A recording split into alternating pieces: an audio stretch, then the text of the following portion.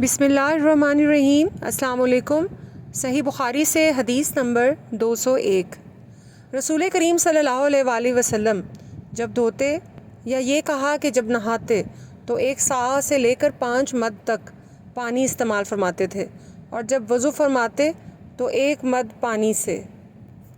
صحیح بخاری سے حدیث نمبر 202۔ رسول کریم صلی اللہ علیہ وآلہ وسلم نے موزوں پر مسح کیا۔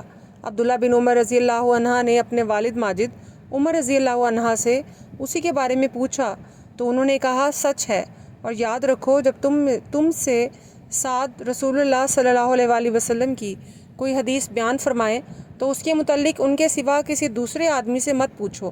اور موسیٰ بن عقبہ کہتے ہیں کہ مجھے ابو نضر نے بتلایا، انہیں ابو سلمہ نے خبر دی کہ سعد بن ابی وقاص نے ان سے رسول اللہ صلی اللہ علیہ وآلہ وسلم کی یہ حدیث بیان کی۔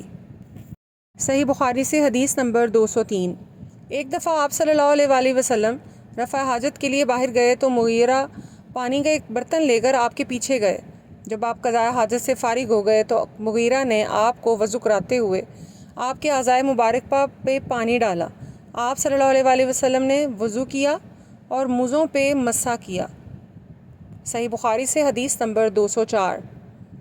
انہوں نے رسول کریم صلی اللہ علیہ وآلہ وسلم کو موزوں پر مسح کرتے ہوئے دیکھا۔ اس حدیث کی مطابقت میں حرب اور ابان نے یحییٰ سے حدیث نقل کی۔ صحیح بخاری سے حدیث نمبر 205۔ میں نے رسول کریم صلی اللہ علیہ وآلہ وسلم کو اپنے امامے اور موزوں پر مسح کرتے دیکھا۔